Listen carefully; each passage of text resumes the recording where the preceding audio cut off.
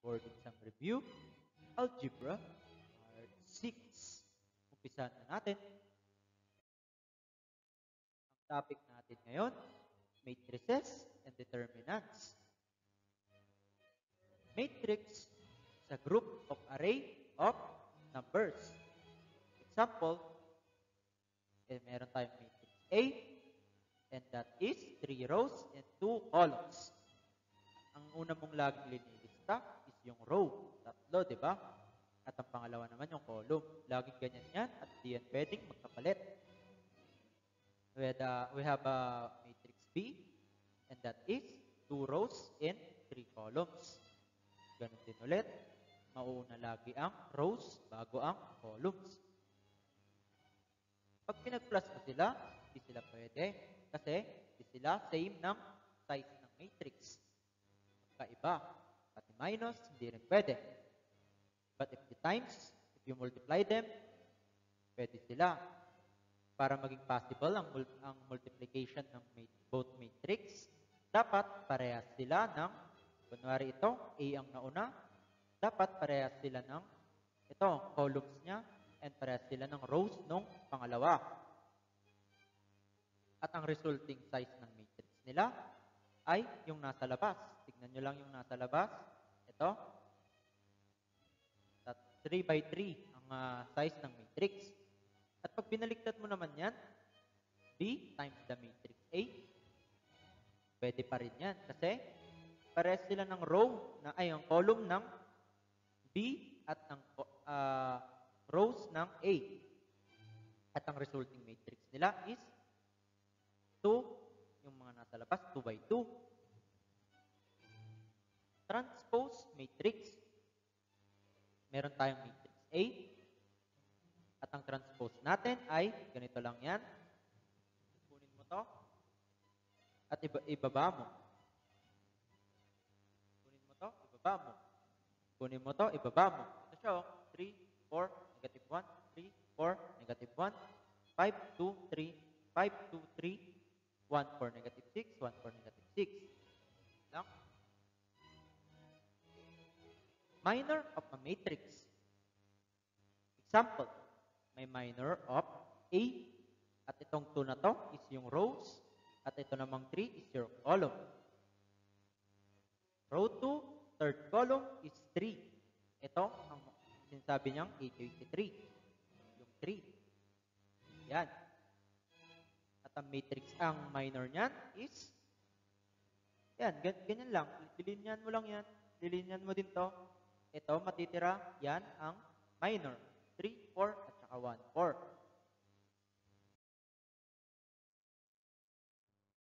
Cofactor of a matrix. Ito, may given tayo kanina, matrix A. At ang cofactor niyan, ganito lang yung formula. This is row, and this is column ulit.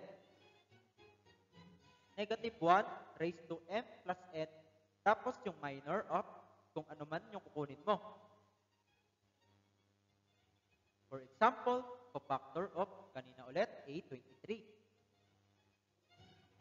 Ang minor ng A23, yung kanina, 3, 4, at saka 1, 4.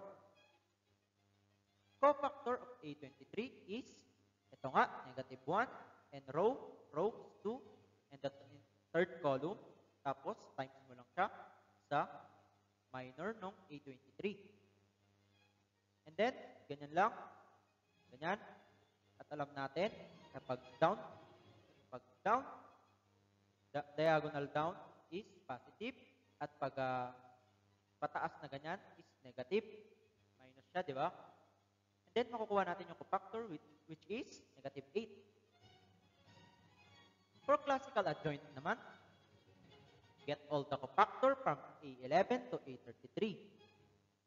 Lahat yan, ito, cofactor nito, cofactor niyan, cofactor niyan, cofactor niyan, ito, lahat yan. And this is the arrangement of cofactors.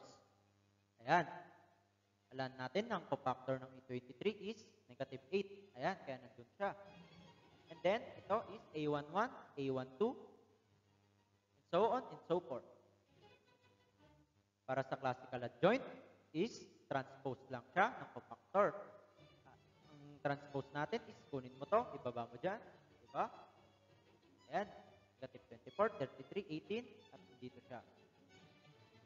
Yan ang transpose. Ayan ang classical adjoint. Transpose lang siya ng cofactor ng matrix. At ang inverse of matrix naman is, ito, ang sign natin is A raised to negative 1. Inverse of matrix A, ang ibig sabihin yan. Ganito lang siya, 1 over the determinant of matrix A times the adjoint. Ito ang inverse ng matrix A. Solve nyo na lang.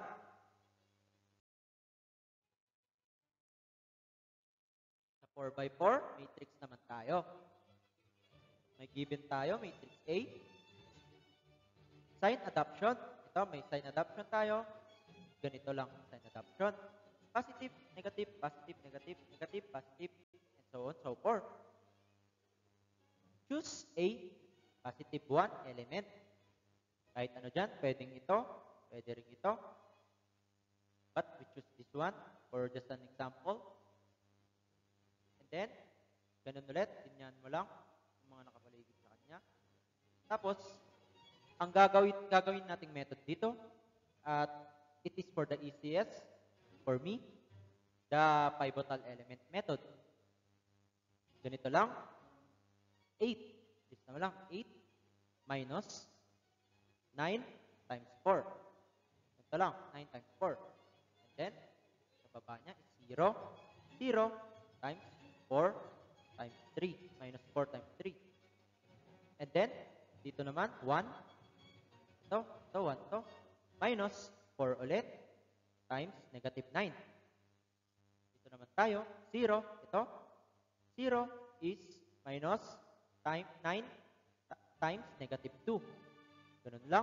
Negative 2 ulit. Ito. Times 9 times 3. Ganun lang. And then 2 minus 3 times negative 2. Negative 4 minus 3 times 3. Ito. And then 5. Ito. Minus negative 9 times negative 2. And so on and so forth. Makukuha natin itong reduced matrix natin. Ito ang kakalabasan. 3 by 3 na lang.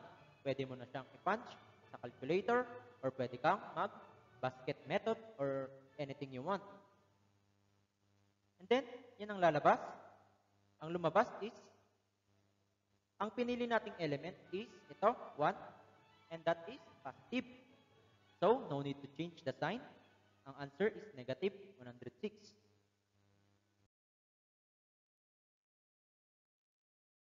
4x4 matrix ulit.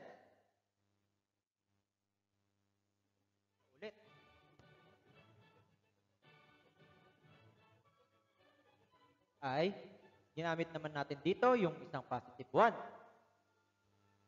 Kala ko na ulit.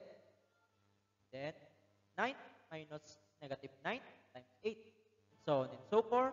Practice nyo na lang yan. At ang answer dyan is negative 106. Parehas lang. Because positive yung lumabas natin sa determinant dito. Pero nakita natin ng positive 1 element na to ay negative. Nature of roots. From Descartes' rule of sign, ang positive roots daw, ang tanong dito kung ilang positive roots na daw nito, itong quadratic sign, ay quadratic equation na to. Lista mo lang yung sign nito, positive, negative, positive. At tignan mo kung ilang beses nagpalit. From positive to negative, nagpalit siya, 1. And then, from negative to positive, nagpalit ulit. So, 2. Ibig sabihin, ang positive roots natin is 2. And for the negative roots, substitute x to negative x. Palitan mo lang sila. Negative x, then simplify. Lista mo ulit. Pagbabago nila. Positive, positive, positive. At hindi sila walang nagbago. They stay positive all the time. Positive, from positive to positive. So, 0. Positive roots is 0. 0 roots. exponent of the lowest term para makita mo kung ilang roots yung 0. Ano ba yung exponent of the lowest term? Di ba? 0 din. Ayan. Squared, tapos raised to 1, tapos raised to 0. So, ang 0 roots is 0. Kasi 0 nga naman yung pinaka maliit na exponent. Imaginary roots naman tayo. Ganito lang yung formula. Laging nahuhuli sa pag-solve ang imaginary roots kasi kailangan mo munang kunin yung positive roots, negative roots, at saka 0 roots. Ganito yung formula. Degree is equals to how many positive roots, how many negative roots, how many 0 roots, at how many imaginary roots. Ang degree natin, highest degree, is 2. And we have 2 positive roots, 0 negative roots, and 0 roots. So, ang imaginary natin is transpose 2 here. And then, makukuha natin 0. 0 imaginary roots. Complex numbers naman tayo. Imaginary number. Ang alam natin ng I is square root of negative 1. Cycle of imaginary numbers. I raised to 1 is equals to I. I raised to 2 is yung square root of negative 1 is squared mo. Ang lalabas is negative 1. I raised to 3 is equals to ano lang natin, factor out natin yung isa. And then, ang lalabas dyan is negative I. I raised to 4 is I squared times I squared. Negative 1 times negative 1 is 1. Then, makakakita tayo ng nabubuong pattern. I, negative 1, negative I, 1. And so on and so forth. Ganun ang lalabas. Ganito lang. Ayan, nabubuong pattern. So, ganito lang yan. 5 divided by 4, ang remainder is 1. Pag 6 naman, ang remainder is 2. Pag 7, 3. Pag 8 is 0 remainder. So, pag nagka-remainder 1, ang sagot natin is I. Pag remainder 2 naman, negative I. Pag remainder 3 is negative I. And pag no remainder, 1. And ganito rin, pag decimal part. Pag 0.25, I. Pag 0.5, negative 1. Pag 0.75, negative I. At pag even number, I mean whole number, 1 ang sagot. May example tayo. What is the value of I raised to 3? We all know that I raised to 3 is ito, negative I. So the answer is negative I. What is the value of I raised to 12,322? I-divide mo lang siya ng 4, gaya ng pinapakita natin dito. At ang decimal part niya is 0.5. Ang 0.5 natin is negative 1. Ayun. Pag remainder 2, di ba, negative 1. That's it. Ito naman, what is the value of I raised to negative 243? Ibaba lang natin yan para maging positive yung exponent. And then, divide 4, 0.75. Ang 0.75 natin is negative I.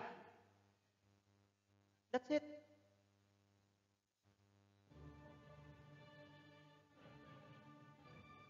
And then, i-substitute lang natin. And then, times natin siya ng I over I, which is 1 din naman. So, walang mangyayari. And then, ang negative I squared is negative times negative 1. So, the answer is I.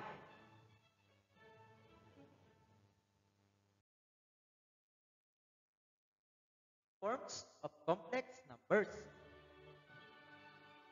Rectangular form, ganito ang itsura, A plus B times imaginary. Pag polar form naman is R, yung angle sign, theta, or RC theta. Exponential form, R E raised to imaginary times theta.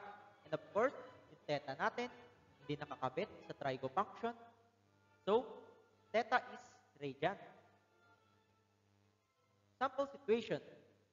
Determine the exponential in polar form of the following rectangular form. Ayan. So, yung mga, we can see here the rectangular form. Ang ating y-axis is imaginary. At ito yung r natin. And we have theta here. And these are real numbers. Alam natin ang real numbers is 4 at ang imaginary is 3.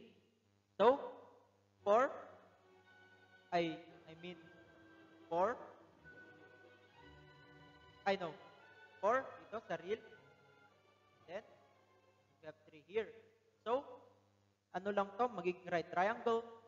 And then, we can get the hypotenuse, which is 5, ang R. And then, ang gusto nating mangyari is exponential form and polar form. Kukunin lang natin yung theta para sa ating polar form at exponential form. Makukuha natin yung theta is 36.87 degrees. For the polar form, ang R natin is 5. Ganito yung itsura niya. Angle sign, and then theta. Or you can put it in R6 theta. Ganyan lang ang polar form. And for the exponential form, ang R natin is 5. But we need the theta in radian mode. So, ganun lang. Yan na yung form. Para sa calculator technique, for Canon, especially for Canon, pero pwede mo rin itong gamitin sa iba, pindutin mo lang mode complex, then type the rectangular form or polar numbers, then press apps, then convert to anything you want pag naka-complex mode ka na. Ito na. Pagkasyo, mode complex, then type the rectangular form and polar form numbers, then press shift plus 2, then convert to anything you want. Situation tayo dito. Given that z is equals to 6 minus 3i, at yan yung rectangular form. Ang pinapahanap is ito. Ang z, ang absolute value ng z lang is yan yung r. At alam natin na pag plinat mo to dun sa coordinates plane natin, lalabas lang yung right triangle. And our absolute value of z here is, or the r, the radius, is 6.708, and which is this one. Kunin lang natin yung tangent theta niya, kukuha natin yung angle. And negative angle ang lumabas. At mayroon tayong next problem. Gusto niyang makuha yung ln of z. Alam natin ng r natin is 3 square root of 5. And then, our angle, convert it to radian. At ito ang lalabas. And then, ln of z is, ln mo lang yung z na to, and polar form siya, r e raised to theta I. And then, ln of 3 square root of 5 plus ln of e. Ang ginawa lang dito is,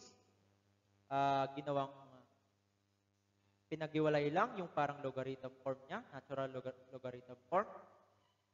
We all know that multiplication can be converted to positive or addition. And then,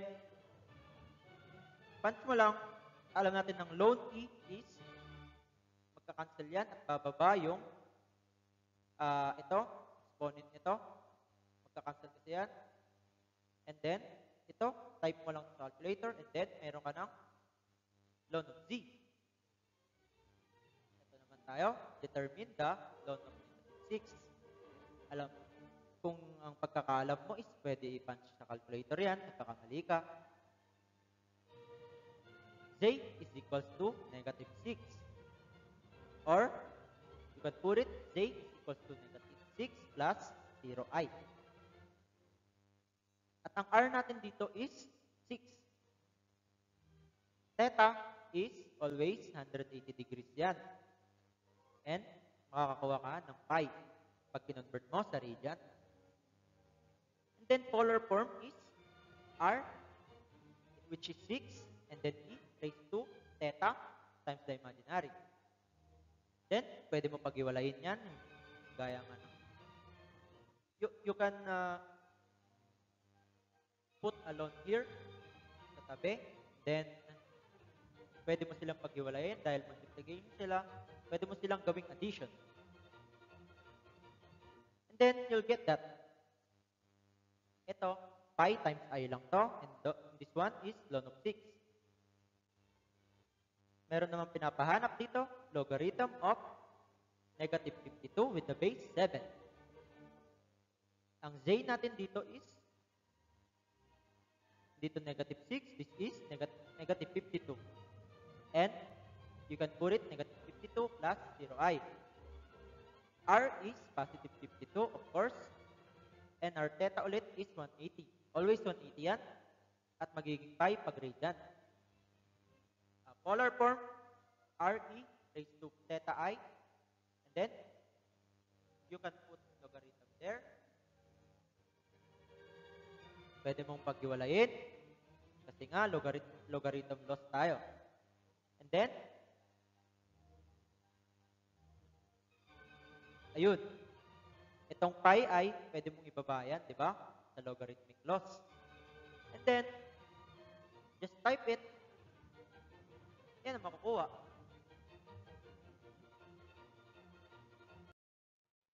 Partial fractions. May binigay na partial fraction dito. Determine A and B in the expression. First, distribute mo muna. Distribute mo lang to. X minus 5 times 2x plus 3. Pag dinistribute mo siya sa A, makakancel ang x minus 5, x minus 5. So, ang matitira, 2x plus 3. Pag dinistribute mo naman to, dito sa B, makakancel ang 2x plus 3 at ang lalabas, x minus 5. So, ganyan ang kalalabasan pag nag-distribute ka. Huwag mo munang i-times. Second, eliminate variables. Let x is equals to 5 para ito is makancel or this one, 5 minus 5 is 0. You can cancel B. So, matitira ito. You can cancel B here. Titira is A, and A, you will get A, and this is 2. Third, equate same degree. Same degree lang daw. Ito, kalalabasan nito is 1, at ito naman is 2A. Ano ba ito? Ito, same degree lang. X lang. 1 yung X dito, and this one is 2 yung X. Dito, 1 din yung X. So, ito ang lalabas. Huwag mo nang pansinin itong constant term na to. Kasi same degree lang tayo. And then, equate A which is 2, and you'll get B, -3. Determine A, B, and C in the expression. Yan lang. Distribute ulit. Lalabas. Distribute mo lang to. Cancel yung isa dito. At ito yung lalabas. And then, sabi nga dito, eliminate variables. I-eliminate ka. I-eliminate mo yung 2. At makukuha mo, eliminate mo din yung A dito. Makukuha mo yung C. And then, let X is 1. Para makuha mo naman yung B. And so on and so forth. Alam niyo na yan. Thanks for watching.